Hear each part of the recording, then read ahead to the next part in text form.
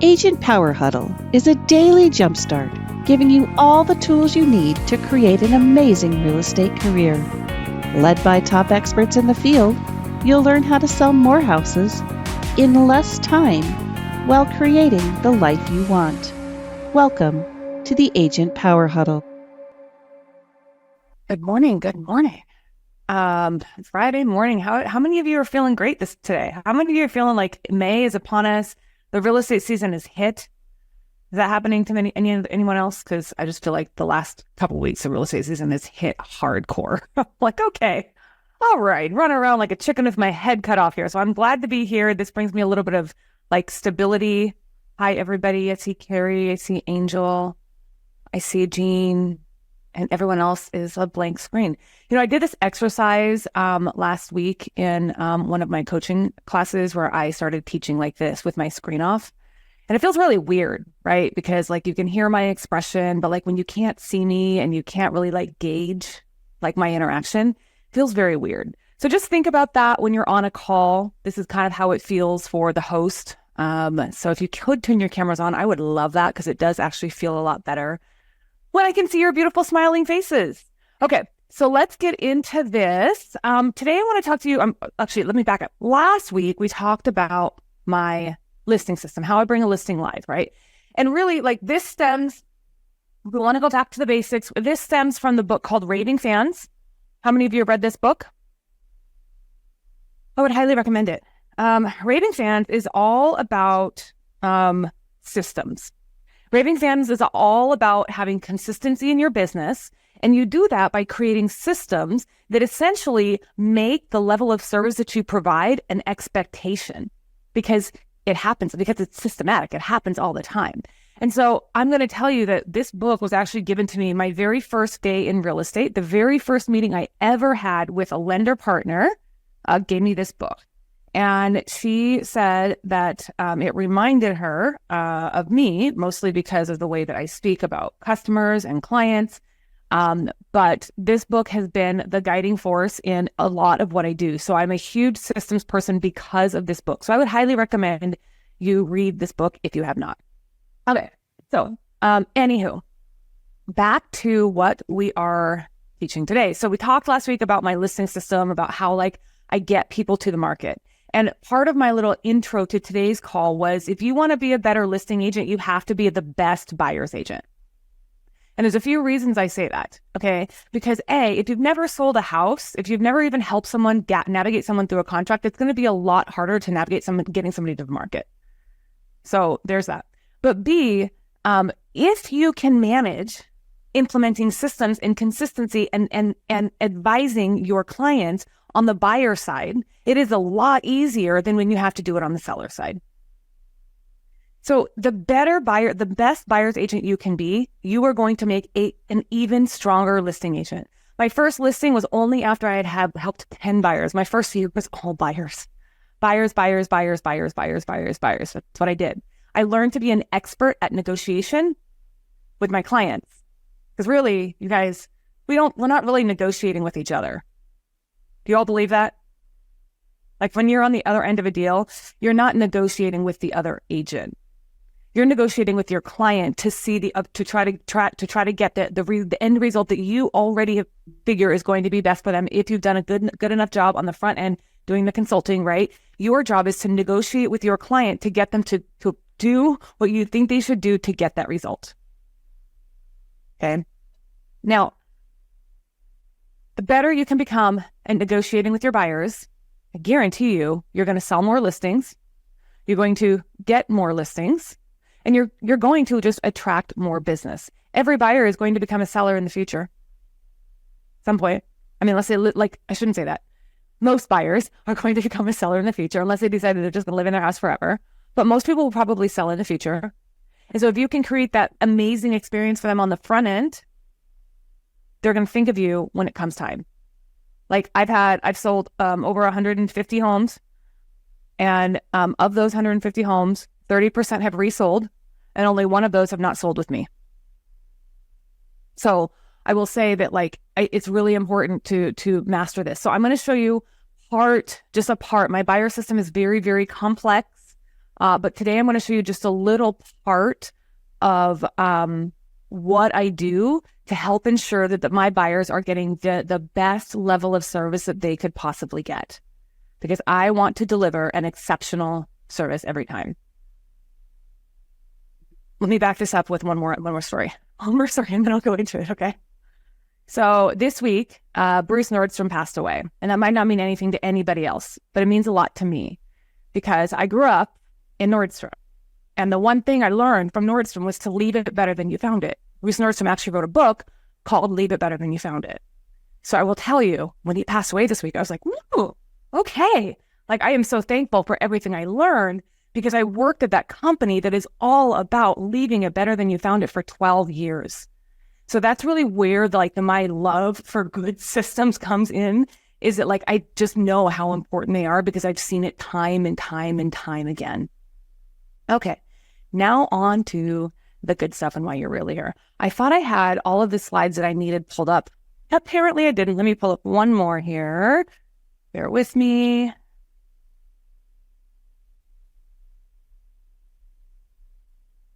Okay. So the first thing is that when I have a buyer lead come in, right, every buyer lead comes in, they all go to the exact same action plan. That action plan is one step, maybe two. It's actually two, I'm sorry. One step or two. The second step could be a text message, okay? But they all go to a specific action plan. Now I'm going to tell you something. When I'm talking buyer lead, I'm talking online leads. So these are like Facebook leads, street text leads, Google leads, everything. They all go to the same action plan, okay? And that action plan is simply, thank you for inquiring about ABC. Here's what you asked for. And the great thing about that is it's a one step. So whenever I run a new ad, we just update the one step and then everything else is the same. Okay. So they go from one step to a 30-day to 11 months to 3 years. So that's how my buyers convert. And within those, one step, which is the thank you, here's what you're looking for. Then they move into a 30-day, let me tell you all about our business. Let me tell you about what we do, right? I'll show you some of the stuff that's in that content in a minute. Then it goes into an 11-month. Let's tell you about how to buy a house, everything you want to know. I'm going to drive you back to my YouTube channel. Okay. Then it goes into a 3-year campaign. 3-year campaign is a little bit different, right? 3-year campaign is more nurturing. They touch it once a quarter sort of thing. And then the 3-year nurturing campaign is an email once a month. It's a phone call once a quarter. Okay. And these are only people that we have already qualified to stay on a 3-year campaign. If we haven't connected with them, then we're still going to try to connect with them. So that's just like the online lead source. Okay. So it's one step and then 30 days of branding and then 1 year of the process, and then three years of nurturing, which is basically a phone call every quarter and email every month. And then if you have events, you invite them to all your events. Okay. So when a buyer says, hey, Lynea, we want to work with you, they've raised their hand and we want to work with you, that's when we implement our actual, what we call our B1 buyer active system. Okay. So the B1 buyer active system, it is something that I created on my own. So I did not buy this from anyone else. I created it on my own just based off of what I decided that I need to learn or what I decided I need to do. And I'm going to show you how it's built out in Follow Up Boss. You're going to have to build out your own in your own CRM, whatever that looks like for you. But here is what the B1 looks like. So the B1 buyer active system is essentially, there's a few things that automatically happen. Is A, we're going to make sure our client is turned to active. And part of the reason is because in Follow Up Boss, we have our calls set up. We have our lists set up based off of how often we're going to connect with people. So anything that is like an active or pending, they're going to be here. Anything that's new, we're going to be here. So you can see active and pending, those are people we're looking at all the time. This list is my bookmark. I'm looking at this list every single day. Who have I not connected with? I have a long list of active clients, as you can see. Okay. And these are people that are like, okay, they've actually signed a buyer's agreement. Okay. They have not, after they've signed a buyer's agreement, they are not a client. Just so you know, they are not a client until they sign an agreement to work with you. Before that, they are a customer. Okay. Customer service is very different than client service. Customer service is like you want to convert them into a client. So I look at it as a lead, a customer, and a client. Those are like the tiers of how people are. A lead is someone who we've never connected with really, or maybe we've talked to them a couple times, or just we're kind of actively prospecting them, right? I mean, you can look at prospect or lead, whatever, but lead is like someone we're just kind of actually connecting with. A customer is someone who said, yeah, I want to work with you, or I want to do what you're trying to tell me to do, but I'm not 100% sold on you yet, right? You have to prove it to me. So you've got to provide excellent customer service. A client is someone who said, yes, I want to work with you and only you. Okay. So this is for clients. So the first thing that happens is we have a bunch of automations that get set up, and the automations essentially turn the client to our active status. So we remember to call them on a regular basis, and we create a Google Drive for them.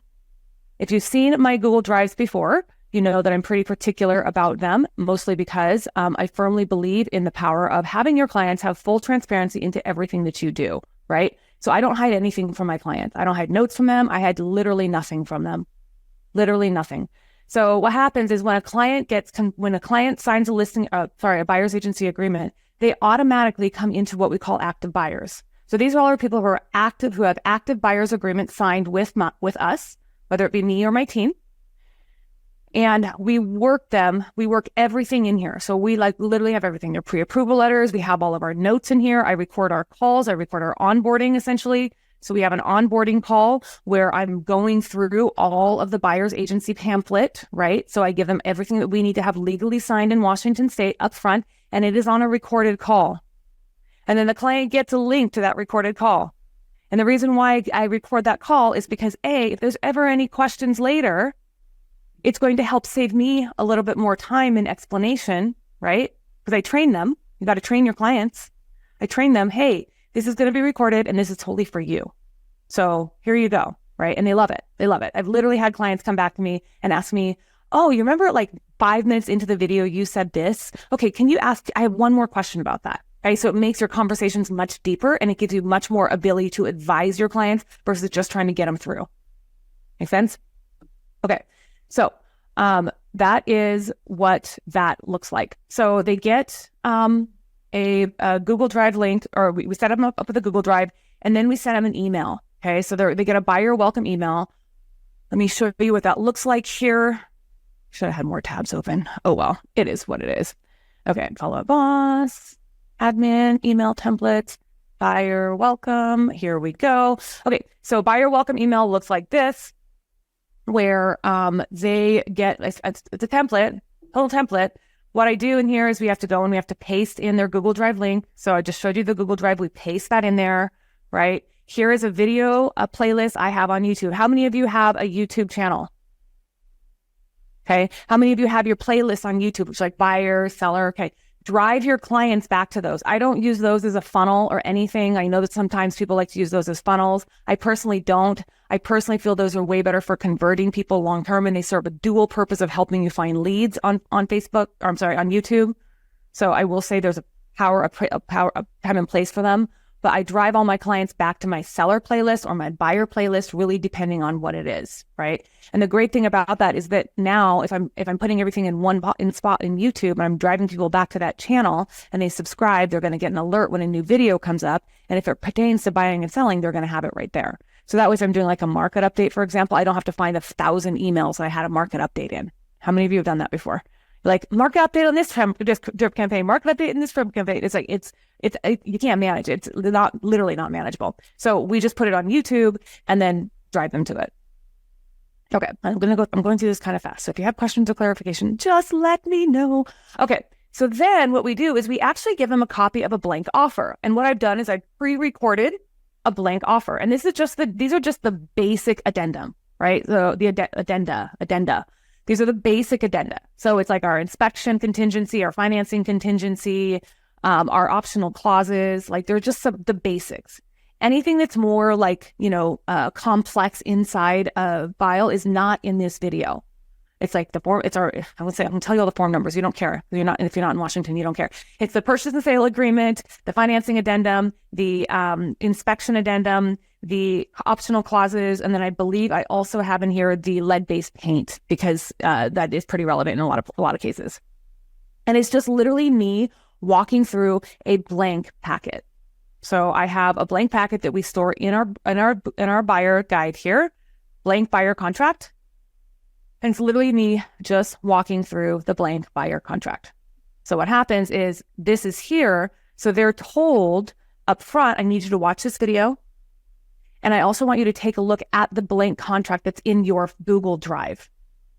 So now it's in their Google Drive. All we do is make a copy. Admin makes a copy, puts it in their Google Drive. And then what they do is they watch it and walk through it. So the great part about this is that, yay, they've reviewed a blank offer. Because I'll tell you what, we're in a lot of cases right now, I'm in multiple offer situations. And if you have a full client list, it's going to be a little bit harder to advise a client on every single offer that you write, right? You want to make sure that they have a basic understanding and that they're thoroughly clear about what their specifics are, right? But the basic understanding of a contract is not that hard to pre-record. So I will tell you, this has been the biggest game changer. So if you do something like that or have not done something like that, I encourage you to do that. Now, keep in mind, I am not saying do not advise your clients on the offer that you are writing for them.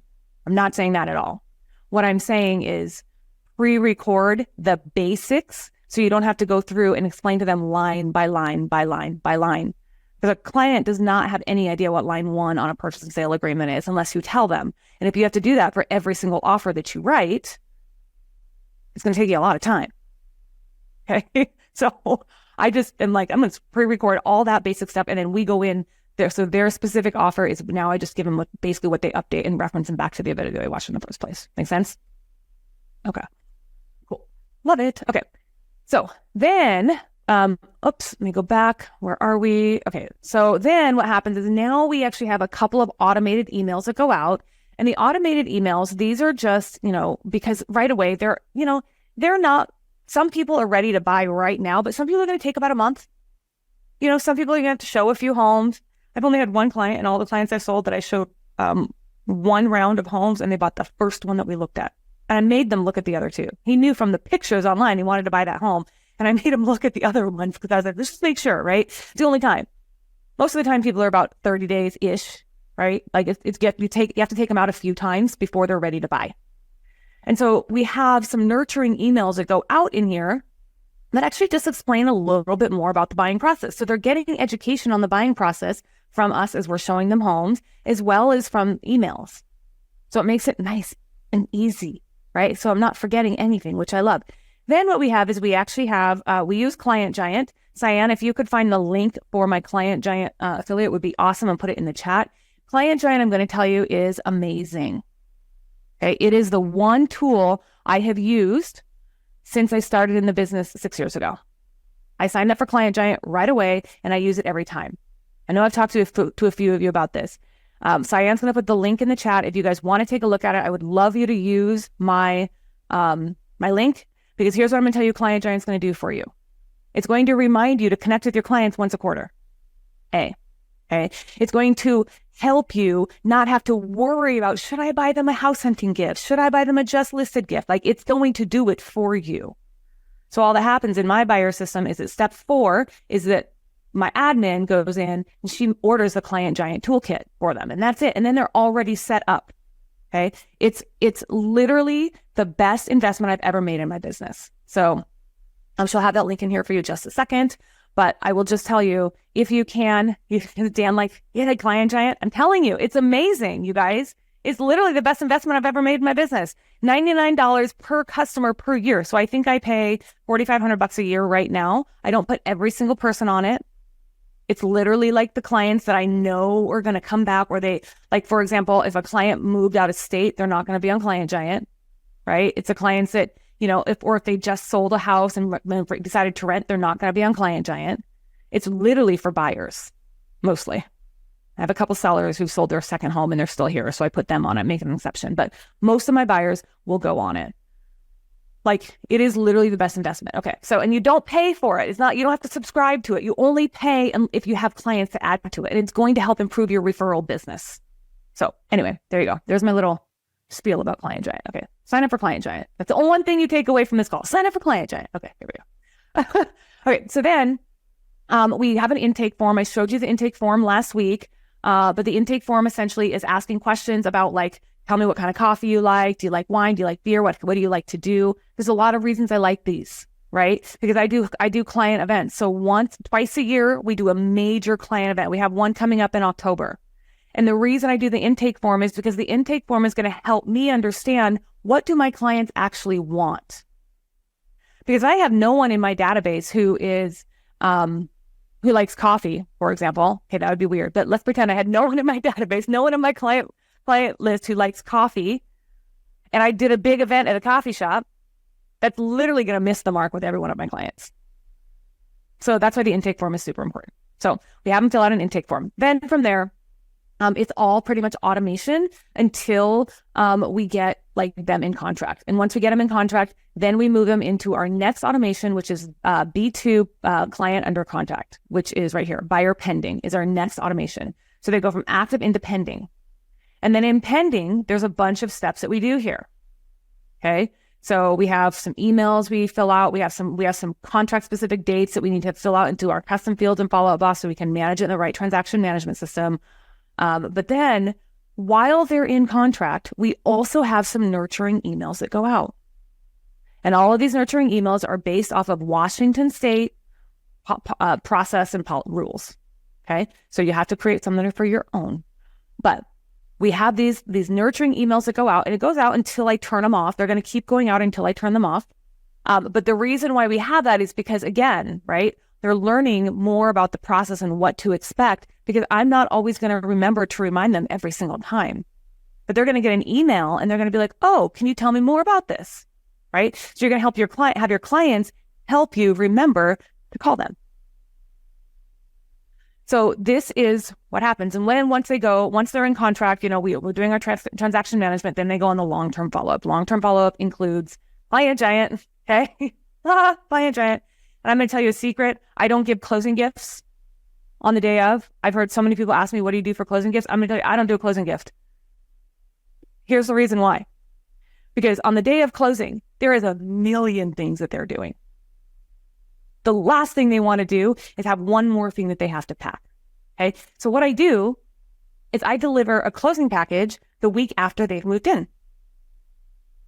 Now it's a little bit less weird for me to just call them, right? Oh, hey, how's your house going? It's like, oh, hey, I have a gift for you. I want to bring it by. Okay. You got to stay top of mind.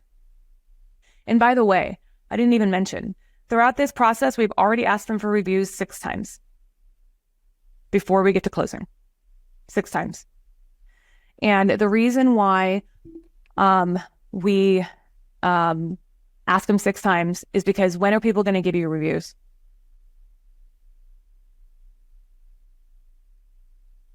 Does anybody know when people's more likely to give you a review? When they're happy.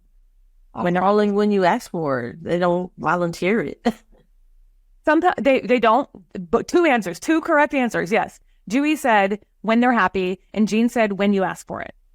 Both are very correct answers. So you have to ask for it when they're happy. So I'll tell you the points that we ask for a review. A, right after they've signed their buyer's agreement with us. Okay. How was your onboarding process? Do you feel like you're taken care of? Do you feel prepared for the process? Okay. We ask them again once we have gotten their offer accepted. Okay. Because they're super happy when their offer is accepted. Okay. We ask them again after the inspection windows, especially if we got seller credit or we got a price reduction. Okay. We especially ask them then because they're happy. You got a good deal for them. Okay.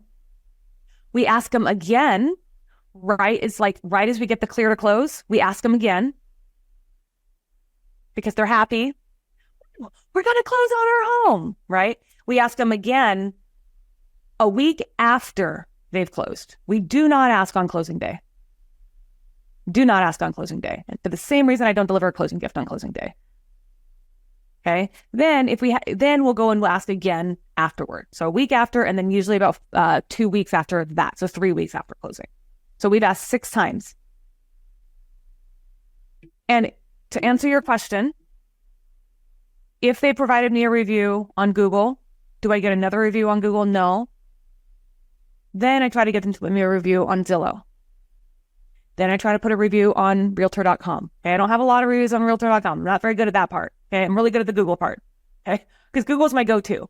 Google is my go-to. So I don't have them put reviews in every place. And then, like, if I get 6 reviews, I've gotten 6 reviews from a client before. The last thing I did is I asked them to write me a letter. Write me a letter, because that's going to be used in testimonials. It's going to be used in marketing, right? And it works. So I'm telling you, if you learn to like systematize asking for reviews, ask it multiple times throughout the transaction, you're going to get a lot more reviews. Okay, I have a lot of questions. Alrighty. I would turn my camera on, but I'm driving. Okay, Molly, no problem. Such a beautiful, yes, thank you, Juliana. It was awesome. Like lots and lots and lots was learned from working for a company like Nordstrom. Like, no regrets. Did you record these videos on Zoom? No, I use Loom, but you can use Zoom. You can use Google Meets. You can use BombBomb. You can use your phone camera. You can use whatever you want. But I use Loom. That's pretty much what my everyone on my team, Loom, Loom, Loom, Loom, Loom. Send me a Loom, Loom, Loom, Loom, Loom. I say it like 100 times a day. Okay, it's not even a tongue twister. You can say it, and not a tongue twister. Do you have separate YouTube channel for your clients? No, I don't. Absolutely not, because all the content is still geared toward the general public. I've just curated a playlist that I drive them to. Dewey? So I just went on your YouTube, and so playlist, because I do 2 buyer consults. One, basic information, second for the contracts, because sometimes they don't have like the bandwidth of handling everything together. It's too much. So the second one with more contract details. Now I like your idea to record it. So is that one also on your YouTube channel? No, I don't have the contract on the YouTube channel. So that you did the separate link for that? Yeah, that's very specific. Yeah. Okay. And the reason why is because I don't know about your state, but Washington changes their contracts like every 2 months. So I'm like, if I put it on YouTube, I'd be like doing this all the time on YouTube. That's what I got confused when you said YouTube. Like, yeah. Okay. So the playlist is literally more like the nurture, kind of the drips. It's kind of like, here's what to expect. Like, here's what I want you to watch. Right. So got it. Yeah. Ellen asks, is my length contract about an hour long? I have no idea. I think it's like 30 minutes. I talk really fast. So you can slow it. The great thing about like recording on Loom or BombBomb is you can slow it down. So if I talk too fast for somebody, I can slow it down. Live, you can't slow me down, but on Loom, you can. So it's about a half an hour. So Delia, I just answered your question. What platform do you use to record those basics of agreements videos? Client Giant, do you set them up? No, I set them up on Client Giant indefinitely until I decide to turn them off. We audit them once a year. So Client Giant around January, we audit to see who I want to remove, who I don't want to remove. I keep a maximum of like 50 on there. Then here's how I choose who stays. Are they buying another house with me or selling another house with me? Have they sent me business? Right? Have they come to my events? Right? Those are the people that are engaged with me, I'm going to engage with. I'm not just going to keep engaging with people who have not engaged back. Right? Do they answer my calls? Do they respond to my text messages? Things like that. So that's kind of how I decide.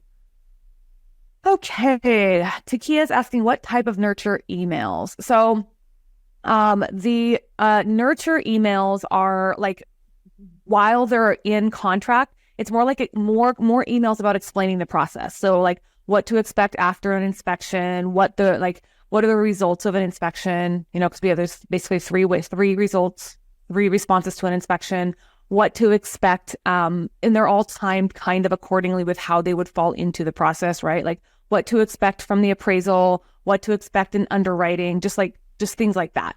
Did that help, Takia?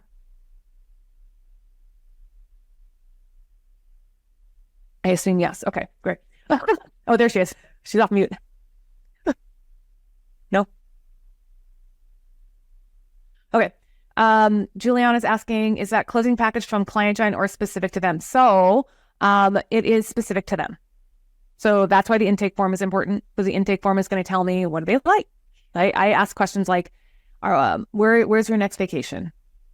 Like I always ask, where's your next vacation? Because I love to travel. Because I like to travel, and I like to talk to people that travel. Like if I could talk about people all day, every day, and travel and talk about all the different places in the world that I've never been and want to go, and some of the places I would never go to. There's a lot of those too, like places I will never visit. I could do that all day, every day. So that's like the questions. And also I ask like questions like paperback or hardback, right? Because I want to are you a reader, right? What's the best book you've ever read? Like I kind of like to get to know my clients because it helps with that closing package. Because I used to be the agent that would on closing day be like, oh my gosh, I got to get them a closing gift and I don't know what to get. How many of you have ever done that? And then you just find something, you're like, oh, I'm just getting them a candle and a bottle of wine. Okay. Like, cool. You put the effort out there, but if you can take the effort on the front end, right? Take the effort on the front end to get to know as much as you can about your client, then it's going to make the back end a lot easier. Just like setting up systems, it's going to take a lot of time on the front end, but once you get it all set up and working for you, it's going to make it a lot easier. Like me now, I just got to train my team on my systems. Like my systems are there. I just got to train them on the systems, right? So it's a lot easier than actually having to develop the system. Delia is asking, what do you use for reviews? I told you. I answered that question for you, right? Okay. And then Utah Todd, I was going to just say Utah, said, if they provide it, do you still do it over and over again? Oh, the review, was that what you were asking about, Todd? Yeah. I get reviews at different, like for different points, right? And the trick to reviews, you guys try this. I promise you, this is going to work every single time. I'll even give you a couple of my templates. So I have a note I have an iPhone. This is my system. Okay. Not fancy. This is like rogue. Okay. Scrappy. I have a note in my iPhone that says template to ask for reviews. It's in my iPhone. Then I have review link, Google, review link, Zillow, review link, whatever, right? So I have it there at my fingertips. And then what I do, let's pretend someone just got through inspection and they got, all of their closing costs paid for by the seller. It's a big win, right? I ask, Juliana, how do you feel right now? Juliana's like, oh my God, I feel so good. Thank you so much. I was so I'm so happy that this worked out. Awesome. Do you feel like you got guidance? Do you feel like it was a win-win situation? I ask the questions, right? Because you want to guide your clients on what reviews you want them to write. And they say, yes, I do. I feel like it was a win. I feel like you've negotiated for us. I feel really prepared for the next step. Great. Could you do me a huge favor? Could you copy and paste this and then send that text? And then the next text, I put exactly what I want them to write. Just copy and paste this text and then the following text into this link. The review is done. Not that hard. So you just got to have your notes in your phone to make it really easy so you don't have to go back and forth. Because that's the thing I think stops people. And a lot of us work from our phone all the time. Just use your notes app. You don't have to do anything fancy. You don't got to pay for anything else. It's literally your notes app. So easy. Okay. Do you have a checklist for all of the activities you mentioned? I don't know that we have a checklist, but I'm sure I could get Cyan to create one from what we have inside Follow Up Boss. So we could create that pretty easily for you. I don't actually have it into a checklist because it just built it into Follow Up Boss, but we could probably do that for you. And then Client Giant sends specific gifts as per your intake form. So Client Giant has kind of like lists of gifts that you can choose from. So I try to get as close to that based off of what they have available. But if not, I just send them the basic house hunting and basic listing package, and then at the end I specialize that particular closing package a week after closing. Is that branded with your name? No. Nope. It has my name on it. Like they sign it from me, but it's not branded with Client Giant or anything. But I'll tell you guys, like I'm over that. Okay, know who I am. Like I have a client who, a YouTube buyer who came to me from Austin. I sent her closing gift in Austin. She sends me a message and the card just says whatever the card says, and then Lynea Carver. Looking forward to working with you, Lynea Carver. Right? So she already knows me. It doesn't need my logo. It doesn't need all that stuff on there. It doesn't even need my phone number. She sent me a text. She's like, oh my gosh, thank you so much. This is so thoughtful. So there you go. And how long did it take you to create your buyer system? Years. So, and the thing about a system is it's always growing. It's never done. It's never complete. So, I would tell you, if you want to start learning how to create systems, there's a couple things you can do. I would write down, I did this with someone on my team the other day. I had her write down everything that she does for this particular piece of what she's doing. Everything. And I asked questions. I was like, okay, wait, what does this mean? What does this mean? Like, and so ask yourself questions. If you're writing just down a list of all the things that you're doing, right? And then you got to prioritize those in order. And I'm going to tell you, then all you got to do is figure out the automation piece of it to make it a true like system that's working for you. But as long as you have a list of everything that you do and you have that somewhere, CRM, Notion, Google Doc, I don't care what it is, you have it somewhere, you're already a million steps ahead of the game. Because a lot of us do this thing where we know what we're doing, so we just do it. It's going to be faster if I just do it. Especially people who have teams, or if you have a TC, or if you have like someone in your family who helps you, right? If you have people who work for you, right? Like it's easier to do it yourself. It's faster. Oh, it really is. But long run, it's not. Because long run, I'm like, okay, I literally am at capacity. I get to a point in my business, okay? I get to a point in my business where I'm at capacity. And at capacity is scary. Because what happens when you're at capacity? You crash and burn. You burn out. Yeah, you're stressed out. You lose income. So if you're at capacity, that's a problem. So I would tell you, if you're not at capacity, create systems now. And I'm going to be hosting, just FYI, we have not announced the date yet, but Cyan, get prepared because I'm going to ask people to put their email address in. So please get prepared to copy and paste this onto a Google Doc. Okay. If you want to be invited to my systems masterclass, where I am going to be teaching you exactly how I build systems, it's going to be a full day masterclass. Okay. And we're probably going to happen in the next, I would say, 6 weeks. Put your email in there and then we'll make sure that you be added to the list. So put your email in the chat and Cyan will get you. But that is going to be a systems masterclass that I'm having in about 6 weeks for all of you who want to know how to build systems or how I build my systems. Because I'll tell you what, it's a lot of work. I can sit here on a half-hour call and give you tips and guidance, but it's not, it's a lot more involved than that, as you know. So, okay, cool. So there you go. Give you a couple more seconds to put your email address in there. Thank you, Cyan. Lynea, I have a question before we go. Oh, sorry. Can we go back? That's okay. Can we go back to how at what point did you Let them know that you were going to put them in a Google Drive or send them a Google Drive. Did you? Great question. Which section did you do that? Yeah, so I did that during the onboarding process. So as soon as they're like when I'm doing the onboarding call, like doing the giving the agreement signed, that's when I tell them. Okay, so during the agreement time. Yeah. Okay. Yeah. So I tell them verbally. And the reason why is because that's where their agreement gets stored in the Google Drive, right? So I tell them verbally, but then I also tell them in the email campaigns. Okay, so you're saying you're telling them verbally about the agreement and then you create the Google Drive? Or? I tell them while we're having the sign the agreement conversation, like we're signing the agreement, I tell them, okay, so the next step is I'm going to send you an email. It's going to have a link to your personal Google Drive. In this Google Drive is where we're going to store all of your documentation for you.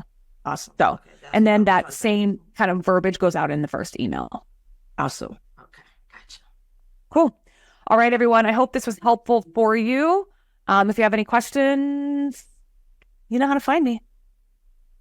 Hey, Lynea, can I ask you a quick question? Yeah. Buyer intake form, do you just send them as a link for the Google form? Yeah, I just sent a link to a Google form. You could also do it on I have a client where now today I'm kind of like, I'm going to have to fix the system. Always got to fix my own systems, right? That's why I called it fix my systems. Anyway, got to fix my system because not everybody has a Gmail account. Yeah.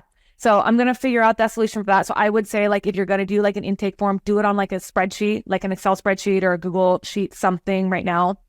And I'll figure out a different solution and share that with you as soon as I have it. So I know there's a lot of other solutions out there, but I don't know which one I like the best. And I like to make sure everything's perfect. Yeah, as we know. Yeah, we follow your lead. You try it, and we will just get the final verdict. Yeah, Juliana called me a projector. Is that what you said? A projector? Yes.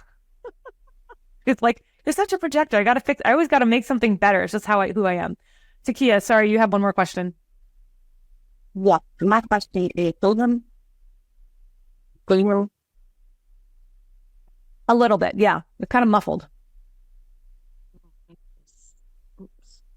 Is this better? Yes, way better. Thank you. Hey, to take it off the Bluetooth. My question is, in your email where you had watch this how to buy a house on your YouTube, is that video pretty much like your overall buyer consultation going over the whole process? So it's actually a series. I think there's probably like 12 videos on YouTube. Let me get the link and you can just watch it, or you can go and see them. It's not private or anything. Hold on, let me get it for you. It's a series of like just videos, and I honestly have not updated it in a long time, but that's why I like this, because you don't have to touch it every 5 seconds. I love it. I mean, Julie already found it. Maybe she has the link faster than me. There we go. Okay. I got it. Here we go. So it's this one here. Here you go. No, not that. I don't want that. I want the playlist link, not the video link. Where did it go?